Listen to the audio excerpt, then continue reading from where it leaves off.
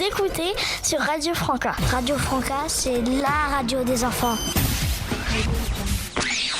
Retrouvez toutes les émissions sur franca-on-r.fr. Bonjour chers auditeurs et chères auditrices et bienvenue à toutes et à tous à Tri Recycle, l'émission radio des CM1-CM2 à l'école de Rohrbach-les-Beach consacrée au thème du recyclage des déchets et de la préservation de l'environnement. Je suis Selma, fervente, militante, écologique, amie des animaux et de la nature, défenseuse des droits et de la préservation de l'environnement. Je serai votre guide tout au long de cette émission. Merci par avance pour votre écoute. Et tout d'abord, pour ouvrir cette émission, voici notre rubrique de l'interview de l'invité de la semaine, avec comme invité exceptionnel du jour, Monsieur Pierson de la municipalité de Rohrbach-les-Beach, que nous remercions extrêmement beaucoup d'avoir accepté notre invitation sur notre plateau. Il sera interviewé par notre exceptionnel journaliste spécialisé en écologie, j'ai nommé Gwendoline. La parole est à vous, Gwendoline. Recycler, c'est trop stylé, pensez avant de jeter. Merci beaucoup, Selma. Bonjour et bienvenue, Monsieur Pierson. Et tout d'abord, un immense merci pour votre venue, votre disponibilité. Voici donc ma première question. Pouvez-vous m'en dire un peu plus sur les initiatives déjà mises en place actuelles dans le village de Rohrbach-les-Beach en faveur du tri des déchets et de la préservation de l'environnement? Alors tout d'abord, merci beaucoup de m'avoir invité. Alors pour répondre à cette première question, il y a déjà ce qui est en place. Alors ce qui est en place, plusieurs exemples, le tri par exemple des piles dans les magasins, les collectes de vêtements, de chaussures, de cartons, de papier à différents endroits de la commune, le verre aussi, donc tous ces éléments qui sont recyclés. Et puis ensuite est en place à Rohrbach-les-Beach, on a la chance d'avoir une déchetterie où là aussi il y a un tri qui est effectué dans différents conteneurs. Voilà, donc ça c'est les choses qui sont déjà en place. Concernant l'avenir assez proche, puisque c'est dans un horizon de 2 mois, va être mis en place un nouveau tri sélectif pour les particuliers. Alors ce nouveau tri sélectif, c'est une initiative bien naturellement locale, mais aussi une initiative nationale, puisque on nous demande, la loi nous demande de modifier notre façon de trier. Alors pour faire simple et court, il y aura maintenant 2 bacs poubelles, un pour les déchets recyclables et un pour les déchets non recyclables. Voilà, ce qui facilitera la tâche de tout le monde, des particuliers, avec ces 2 poubelles qui seront sorties une semaine sur l'autre, tous les 15 jours, et puis faciliter la tâche des gens qui font le tri au CIDEM que vous avez été visiter si mes informations sont exactes. Voilà, donc ça c'est dans l'horizon de 2 mois à peu près, je ne peux pas vous donner de date pour l'instant précise, mais bientôt un nouveau système de tri sera mis en place à Rohrbach et dans les autres communes environnantes, et bientôt dans toute la France. Merci beaucoup, Monsieur Pierson, pour votre réponse. Pour continuer sur cette question de la seconde vie des objets du quotidien, il me semble que des projets de collecte sont actuellement lancés pour aider les Ukrainiens. Pouvez-vous peut-être nous en dire un petit mot ? Alors oui, bien sûr.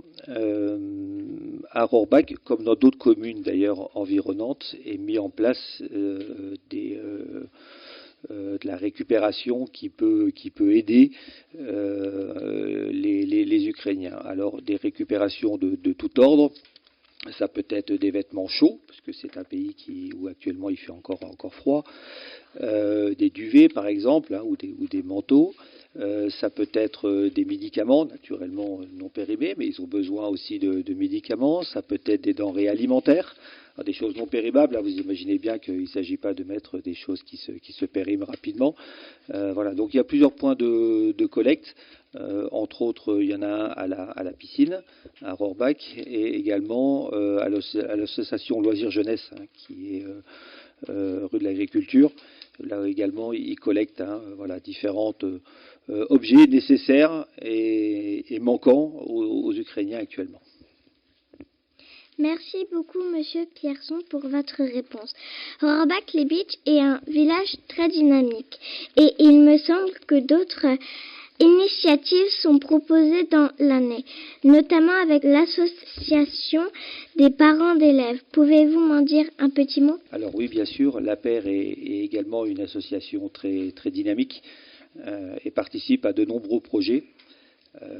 Par exemple,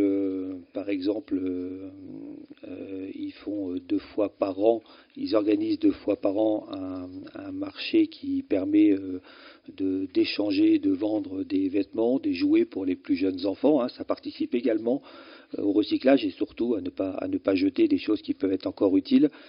Donc ça a lieu 2 fois par an, une fois au printemps et une fois à l'automne. Et puis ils participent après à beaucoup d'événements.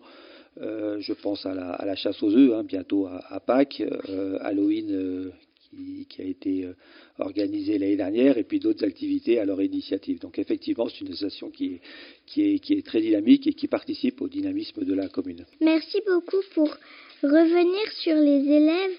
Rohrbach-les-Bitches également très investis dans la parole des enfants et des jeunes citoyens, notamment par le conseil municipal des jeunes élus depuis cette année. Pourriez-vous nous parler des initiatives des jeunes élus ou des projets qui ont déjà été mis en place? Alors effectivement, il y a un conseil municipal des jeunes qui a été mis en place cette année. Ça marche très fort. J'en vois d'ailleurs qui sont dans cette classe et qui vont prendre la parole également. Donc c'est un projet en complément et c'est bien d'avoir les idées des plus jeunes, des très bonnes idées bien souvent des plus jeunes. Et ensemble, on essaye d'améliorer la vie des citoyens à Rohrbach. Voilà, donc je pense que je vais laisser la parole à nos plus jeunes conseillers municipaux des jeunes qui vont vous dire quelques mots. Nous avons voté une interdiction de fumer auprès des écoles et placé des panneaux près de l'école.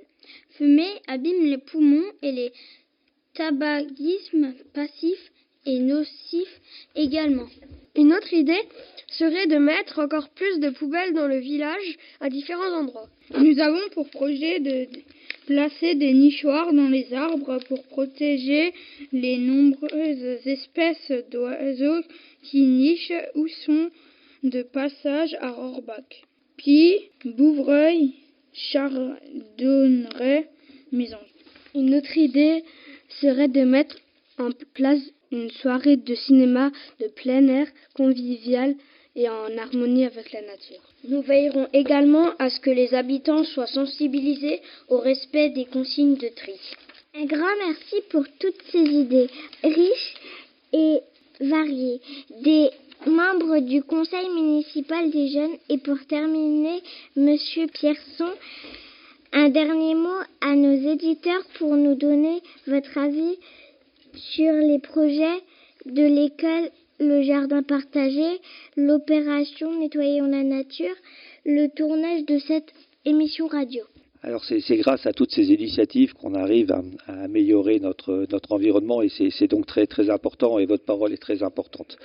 Alors il y a le jardin partagé, il y a aussi le verger partagé qui est juste au pied de votre bâtiment. Donc c'est 2 endroits. Partager, c'est le mot qui est important. Partager entre la maternelle, le primaire, entre les différentes classes, mais aussi les parents qui participent pendant les vacances à l'arrosage, mais aussi les associations comme l'APER, on en a parlé tout à l'heure, l'association des parents d'élèves, mais aussi les arboriculteurs qui donnent un coup de main et qui participent à la taille des arbres, mais aussi le service technique de la commune qui met en place les matériels, l'entretien, et etc.